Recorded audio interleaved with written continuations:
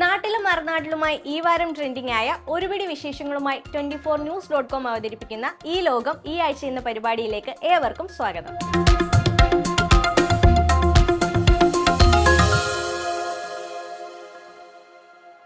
വെള്ളാപ്പള്ളി നടേശന് പത്മഭൂഷൺ ലഭിച്ചതിന് പിന്നാലെ പഴയ വീഡിയോ കുത്തിപ്പൊക്കിയിരിക്കുകയാണ് സോഷ്യൽ മീഡിയ. പത്മഭൂഷൺ കാശ് കൊടുത്താൽ കിട്ടുന്നതാണെന്നാണ് വെള്ളാപ്പള്ളി പറയുന്നത്. എന്നാൽ പുരസ്കാരം പ്രഖ്യാപിച്ച ശേഷം വെള്ളാപ്പള്ളി പറഞ്ഞത് കേട്ടാലോ? പ്രജിത ബാലചന്ദ്രൻ തയ്യാറാക്കിയ റിപ്പോർട്ട് കാണാം. ഒരു പത്മഭൂഷൺ നല്ല വിലയുണ്ടാണ്. അത് കാശ് കൊടുത്താൽ കിട്ടുന്ന സാമാനമായിട്ട് മാറിയില്ലേ? അതിനൊക്കെ അന്തസ്സുണ്ടായിരുന്നു, കാലം ഉണ്ടായിരുന്നു. പത്മഭൂഷൺ ഏത് പട്ടിക്ക് വേണം? ഞാൻ മേടിക്കല്ല. ഇപ്പോൾ SNDP Yogam general secretary Vellappally നടേശന് പത്മഭൂഷൺ ലഭിച്ചതിന് പിന്നാലെ പഴയ വീഡിയോ കുത്തിപ്പൊക്കുകയാണ് സോഷ്യൽ മീഡിയ. ഇന്ത്യൻ എക്സ്പ്രസ് മലയാളത്തിന് നൽകിയ അഭിമുഖത്തിലാണ് പത്മഭൂഷൺ കാശ് കൊടുത്താൽ കിട്ടുന്നതാണെന്ന് വെള്ളാപ്പള്ളി പറയുന്നത്. എന്നാൽ പത്മഭൂഷൺ പുരസ്കാരം പ്രഖ്യാപിച്ച ശേഷം വെള്ളാപ്പള്ളി പറഞ്ഞത് എന്താണെന്ന് കേൾക്കണ്ടേ? പത്മഭൂഷൺ അല്ലേ, സന്തോഷം. ഇങ്ങനെ ഒരെണ്ണം ഉണ്ടെന്നോ ഇങ്ങനെ മൂവ്മെൻ്റ് ഉണ്ടെന്നോ സത്യമായിട്ടും ഗുരുനാമത്തിൽ എനിക്കറിയില്ല. പലതിൻ്റെ പുറകെ പോകാറുണ്ടെങ്കിലും ഇതുപോലുള്ള അവാർഡുകൾ പല സ്വകാര്യ വ്യക്തികൾക്കും ഗവൺമെൻറ്റിനൊക്കെ വിൽക്കാൻ ശ്രമിക്കാറുണ്ടെങ്കിലും ഇങ്ങനെ ഒരു അവാർഡിന് വേണ്ടിയുള്ള ശ്രമമോ ഇങ്ങനെ ലഭിക്കുന്നുള്ള വിചാരമോ എനിക്കില്ല. പക്ഷെ ഇത് ലഭിച്ച എൻ്റെ പിന്നിലെ ശക്തി എന്ന് പറഞ്ഞാൽ എന്നെ ഇതിലേക്ക് പ്രാപ്തരാക്കിയത് എൻ്റെ അംഗങ്ങളാണ്, ജനങ്ങളാണ്.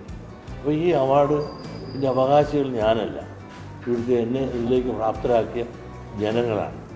അവർക്ക് ഞാൻ നന്ദി പറയുന്നു. ഈ അവാർഡ് അവർക്കുള്ളതാണ്.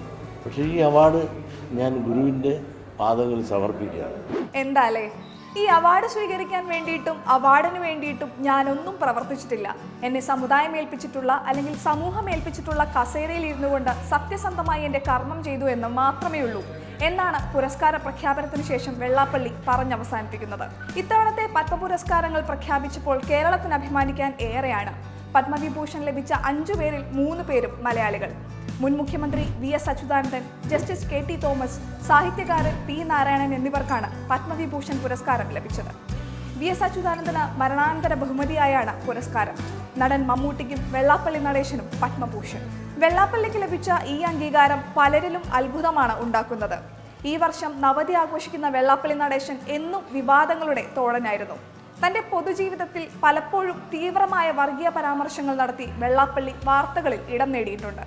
പലപ്പോഴും മതസൗഹാർദ്ദത്തിന് വിള്ളയേൽപ്പിക്കുന്ന തരത്തിലുള്ള പ്രസ്താവനകളും നടത്തിയിട്ടുണ്ട്. മുഖ്യമന്ത്രി പിണറായി വിജയനുമായുള്ള അടുത്ത സൗഹൃദമാണ് വെള്ളാപ്പള്ളിക്ക് ഈ പുരസ്കാരം ലഭിക്കാൻ വഴിയൊരുക്കിയതെന്ന ആക്ഷേപം ഇതിനോടകം ഉയർന്നു കഴിഞ്ഞു. വിദ്വേഷ പ്രസംഗങ്ങൾ നടത്തിയ ചരിത്രമുള്ള ഒരാളെ എങ്ങനെ പത്മ പുരസ്കാരത്തിന് ശുപാർശ ചെയ്യാൻ സാധിക്കുന്നു എന്നാണ് സോഷ്യൽ മീഡിയയിലെ കമന്റുകളിൽ പലരും ചോദിക്കുന്നത്. മലയാള സിനിമയിൽ പലതരത്തിലുള്ള വിമർശനങ്ങൾക്കും ബോഡി ഷേവുകൾക്കും വിധേയരാകേണ്ടി വന്നവരെ നമുക്കറിയാം. എന്നാൽ അത് മലയാളത്തിന്റെ മഹാനടന്മാരായ മമ്മൂട്ടിയിലേക്കും മോഹൻലാലിലേക്കും നീണ്ടാലോ? അമൽ ശശികുമാറിന്റെ റിപ്പോർട്ട് കാണാം. മഹാനടന്മാരും പേരണോ ബോഡി ഷേമിങ്ങിന്റെ അമിതഭാരം? തരുൺമൂർത്തി ചിത്രത്തിലെ പോലീസ് വേഷത്തിന് വേണ്ടി മോഹൻലാൽ താടിയെടുത്ത് മീശ പിരിച്ച ചിത്രം അടുത്തിടെ സോഷ്യൽ മീഡിയയിൽ വൈറലായിരുന്നു. അതിന് പിന്നാലെ ഉരുത്തിരിഞ്ഞു വന്നത് കൂടുതലും വളരെ പോസിറ്റീവായ ചർച്ചകളായിരുന്നുവെങ്കിലും കല്ലുകടിയായി മലയാളികൾ പൊതുവെ കേൾക്കാൻ ആഗ്രഹിക്കാത്ത രീതിയിലേക്ക് അത് വഴിമാറി തിരിഞ്ഞുപോയിരുന്നു. പ്രത്യേകിച്ചും ഫേസ്ബുക്കിൽ അതൊരു മോഹൻലാൽ മമ്മൂട്ടി ഫാൻ ഫൈറ്റ് ആയി മാറിയത് വളരെ പെട്ടെന്നായിരുന്നു. തുടക്കത്തിൽ റിലീസായ ചിത്രങ്ങൾ കൂടാതെ മോഹൻലാൽ തന്റെ ഒരു ആരാധകനൊപ്പം നിൽക്കുന്ന ചിത്രം പുറത്തു വരികയും അതിൽ മോഹൻലാലിന്റെ കഴുത്തിലെ ചുളിവുകൾ ചൂണ്ടിക്കാട്ടി അദ്ദേഹത്തിന് കൂടുതൽ പ്രായം തോന്നുന്നു, താടി കളയരുതായിരുന്നു എന്നൊക്കെ പറഞ്ഞായിരുന്നു ആരാധകരുടെ വിർച്വൽ തമ്മിൽ തല്ലിന്റെ തുടക്കം.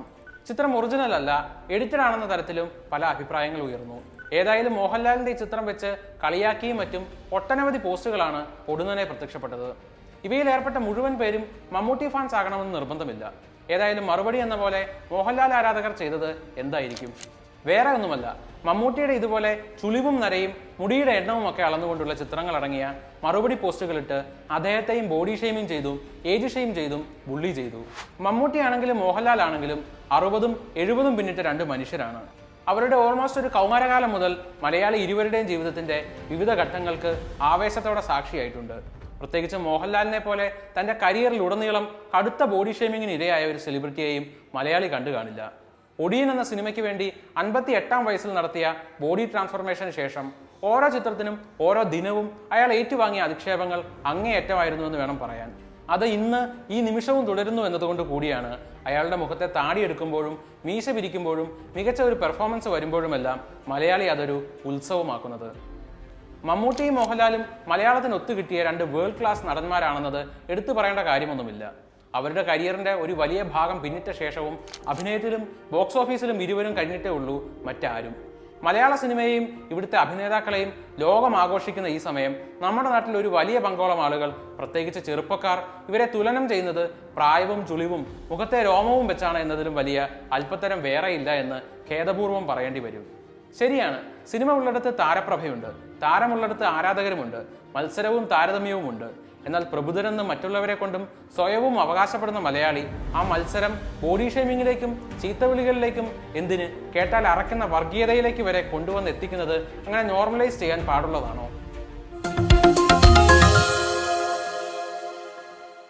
ഹണിമൂൺ ചന്ദ്രനിൽ ആഘോഷിച്ചാലോ? കേൾക്കുമ്പോൾ കൗതുകമായി തോന്നുന്നില്ലേ? സ്കൈലർ ചാനിന്റെ നേതൃത്വത്തിലുള്ള കാലിഫോർണിയ ആസ്ഥാനമായ GRU എന്ന സ്റ്റാർട്ടപ്പിന്റെ പ്ലാൻ അറിഞ്ഞാലോ? പൂജ രമേശിന്റെ റിപ്പോർട്ട് കാണാം. വിവാഹം സ്വർഗത്തിൽ നടക്കുന്നു എന്നാണല്ലോ, അപ്പോൾ ഹണിമൂൺ അങ്ങ് ചന്ദ്രനിൽ ആഘോഷിച്ചാലോ? കേൾക്കുമ്പോൾ തന്നെ കൗതുകമായി തോന്നുന്നില്ലേ? അതെ, സ്കൈലർ ചാനിന്റെ നേതൃത്വത്തിൽ കാലിഫോർണിയ ആസ്ഥാനമായി പ്രവർത്തിക്കുന്ന GRU എന്ന സ്റ്റാർട്ടപ്പിന്റേതാണ് ഈ പുത്തൻ ആശയം. ആദ്യഘട്ടത്തിൽ അതിസമ്പന്നരായ ദമ്പതികൾക്കായിരിക്കും ചന്ദ്രനിൽ മധുവിധു ആഘോഷിക്കാനാവുക. കാരണം 9 കോടിയാണ് ഇതിനായി ചിലവാകുന്ന തുക. താല്പര്യമുള്ളവർക്കായി ഇതിനോടകം ബുക്കിംഗും ആരംഭിച്ചിട്ടുണ്ട്. ചുരുക്കി പറഞ്ഞാൽ യാത്ര കുറച്ച് എക്സ്പെൻസീവ് ആണ്. 2029ഓടെ ചന്ദ്രനിൽ ഒരു ഹോട്ടൽ നിർമ്മിക്കാനാണ് കമ്പനിയുടെ തീരുമാനം. ചന്ദ്രനിൽ നിർമ്മിക്കാൻ പോകുന്ന ഹോട്ടലിന്റെ ആർക്കിടെക്ചർ ഇതിനോടകം പുറത്തുവിട്ടിട്ടുമുണ്ട്. കൂടാതെ ദീർഘകാല വാസത്തിനുള്ള പദ്ധതികളും അണിയറയിൽ ഒരുങ്ങുന്നുണ്ട്. പൂർണ്ണമായും ചന്ദ്രനിൽ നിന്ന് ശേഖരിക്കുന്ന വസ്തുക്കൾ കൊണ്ടാകും നിർമ്മാണം പൂർത്തിയാക്കുക.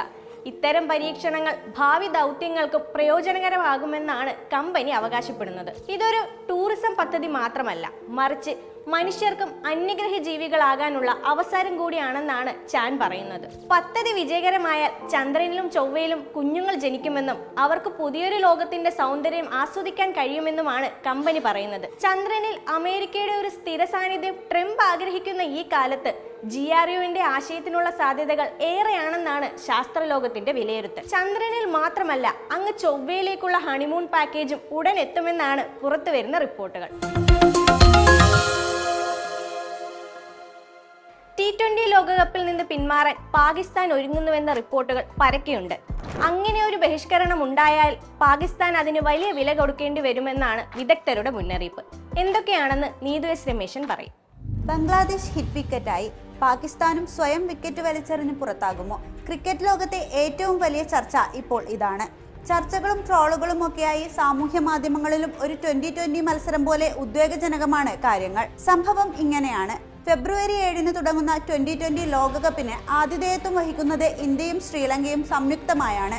ഇതിനിടെ ബംഗ്ലാദേശ് താരം മുസ്തഫിസുർ റഹ്മാനെ BJPയുടെയും ഹിന്ദുത്വ സംഘടനകളുടെയും പ്രതിഷേധത്തിന് പിന്നാലെ BCCI IPLൽ നിന്ന് പുറത്താക്കി. ഇതോടെ ഇന്ത്യയിൽ കളിക്കാൻ ഇല്ലെന്ന് ബംഗ്ലാദേശ് ക്രിക്കറ്റ് ബോർഡ് നിലപാടെടുത്തു.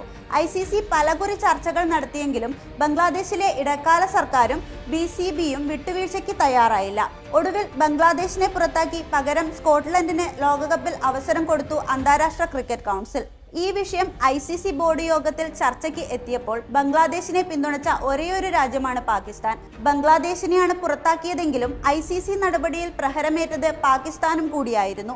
ഇതോടെ ICCക്ക് ഇരട്ടത്താപ്പ് എന്നാരോപിച്ച് ലോകകപ്പ് ബഹിഷ്കരണ ഭീഷണി മുഴക്കിയിരിക്കുകയാണ് പാകിസ്ഥാൻ. ലോകകപ്പിൽ നിന്ന് പിന്മാറിയാൽ അഴിക്കാൻ പ്രയാസമുള്ള നിയമ, സാമ്പത്തിക, കായിക കുരുക്കുകളാണ് പാകിസ്ഥാനെ അഭിമുഖീകരിക്കേണ്ടി വരിക. ജയ്ഷ നയിക്കുന്ന ICC കർശനമായ ഉപരോധങ്ങൾ പാകിസ്ഥാന് മേലെ ചുമത്തിയേക്കും.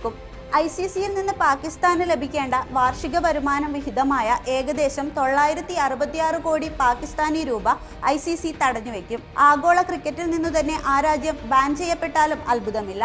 പാകിസ്ഥാൻ സൂപ്പർ ലീഗിനെയും നീക്കം പ്രതികൂലമായി ബാധിക്കും. PSL കളിക്കാൻ വിദേശ താരങ്ങൾക്ക് NOC ലഭിക്കില്ല. ഇത് ലീഗിന്റെ വാണിജ്യ മൂല്യം തകർക്കും.